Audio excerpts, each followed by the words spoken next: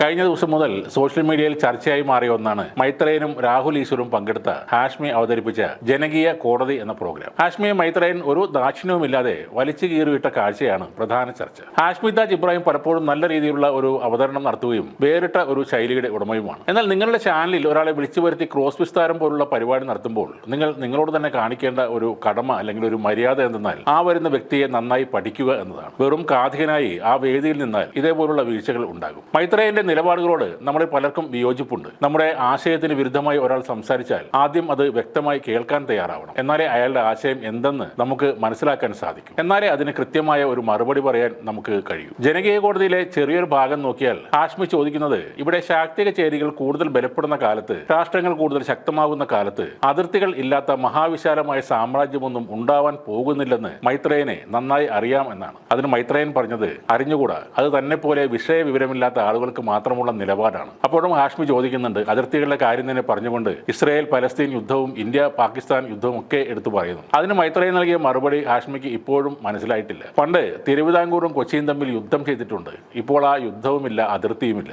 ഒന്നാം ലോക മഹായുദ്ധവും രണ്ടാം ലോക മഹായുദ്ധവും ട്രെഞ്ച് വാർഫെയർ നടത്തിയ സ്ഥലമാണ് ഇപ്പോൾ യൂറോപ്യൻ യൂണിയൻ എന്ന് പറയുന്നത്. ഫ്രഞ്ചുകാരും ജർമ്മൻകാരും ഇന്നവിടെ ഷെങ്കൻ വിസയിൽ 28 രാജ്യത്തിനകത്ത് നടന്നു പോവുകയാണ്. ഈ ലോകം മാറിക്കൊണ്ടിരിക്കുന്നത് കാണാതെ അതിർത്തി ഭയങ്കര സംഭവമാണെന്ന് പറഞ്ഞു മനസ്സിലാക്കി തരാൻ തനിക്ക് അസാമാന്യമായ വിവരക്കേട് ഉണ്ടെങ്കിലേ പറ്റുള്ളൂ എന്ന് പറഞ്ഞാണ് മൈത്രേയൻ അത് അവസാനിപ്പിക്കുന്നത്. പലപ്പോഴും താനൊരു SFI-കാരനായിരുന്നു, കമ്മ്യൂണിസ്റ്റ് ആയിരുന്നു എന്നൊക്കെ പറയുന്ന ഹാഷ്മിക്ക് മൈത്രേയൻ പറഞ്ഞ അതിരുകൾ ഇല്ലാത്ത ലോകത്തെക്കുറിച്ച് ഒട്ടും ഗ്രാഹ്യം ഉണ്ടായിരുന്നില്ല. മൈത്രേയൻ പറയുന്ന പല കാര്യങ്ങളും നമുക്ക് മനസ്സിലാക്കാൻ പറ്റുന്നില്ല എന്നതും വാസ്തവമാണ്. അതുകൊണ്ട് അയാൾ പറയുന്നത് പൂർണ്ണമായും തെറ്റാകണം എന്നുമില്ല. ലൈംഗിക തൊഴിലാളി എന്ന പദം മലയാളത്തിൽ കൊണ്ടുവന്നത് ഈ മൈത്രേയനാണ്. LGBT കമ്മ്യൂണിറ്റിയെ അംഗീകരിക്കാൻ കേരളത്തിൽ ആദ്യമായി ശബ്ദമുയർത്തിയതും മൈത്രേയനാണ്. ഊട്ടിയിലെ ഗുരു നിത്യചൈതന്യഗതിയുടെ ആശ്രമത്തിൽ നിന്നും തുടങ്ങിയതാണ് മൈത്രേയന്റെ പൊതുജീവിതം. പ്രാസമൊപ്പിച്ച് എഴുതി വെക്കുന്ന 10-15 വരികൾ ഒറ്റ ശ്വാസത്തിൽ പറയുന്നത് കൊണ്ട് മൈത്രേയനെ തളച്ചിടാനാകില്ല. അതിന് ക്ഷമയോടെ അയാളുമായി സംവദിക്കണം. ലഹരി കെമിക്കലാണെന്ന് പറഞ്ഞ് കത്തിക്കയറി ഹാഷ്മിയോട് മൈത്രേയൻ ചോദിച്ച ഒരു കാര്യമുണ്ട്, വെള്ളം എന്താണ്? അത് H2O എന്ന കെമിക്കലാണെന്ന് ഒരു ഇളിഭ്യ ചിരിയോടെ ഹാഷ്മിക്ക് സമ്മതിക്കേണ്ടി വന്നു. അതിർത്തികൾ ഒരു കാലത്തും ഇല്ലാതാവില്ല.